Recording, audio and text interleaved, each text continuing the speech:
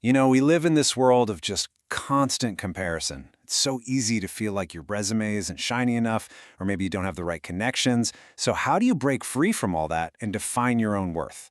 Well, today we're going to dive into a really powerful story that might just have the answer. This right here, this is the core idea for today. It's not about where you start, it's all about how you run the race. And we're about to see how this piece of ancient wisdom is basically a perfect blueprint for success in the crazy competitive world of modern tech.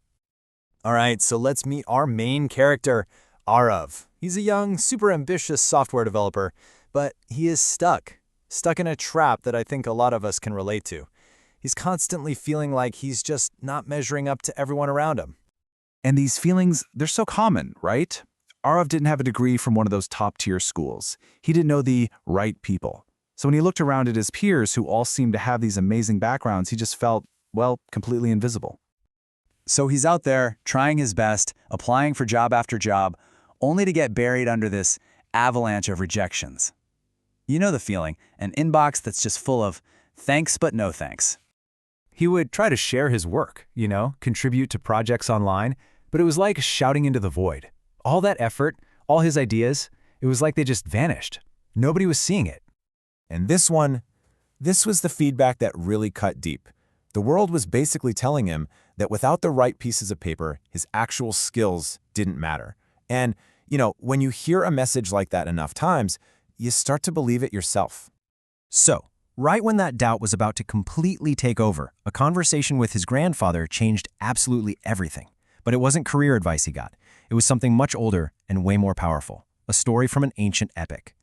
His grandfather told him the story of Karna, this legendary warrior from the Mahabharata. And the parallels, wow, they were just striking.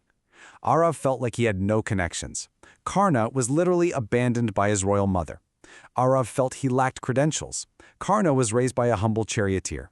They were both judged and even mocked simply because of where they came from. And this gets us to the heart of the lesson, what we're calling Karna's code. See, even though the world denied him respect, Karna built his entire identity on his skill. He just decided that his abilities, not his birthright, would be the thing that defined him. For Aarav, hearing this was a total revelation. So, inspired by this ancient code, Aarav made a huge decision. He was going to completely change his strategy. He was done chasing approval from other people.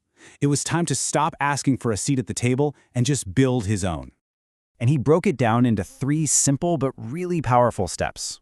Number 1, focus. He just stopped scrolling through everyone else's highlight reels and put his head down to hone his craft. 2, build. He used free resources online to create real, actual projects. And 3, share. He put his work out there for anyone to see and use, not for likes or for praise, but just for it to be useful. He made a massive shift from seeking value to creating it. So what happens when you stop worrying about the competition and just start focusing on the work itself? Well, the results start to do the talking for you. Now, let's be clear, this was not an overnight success story. It was a slow, steady burn.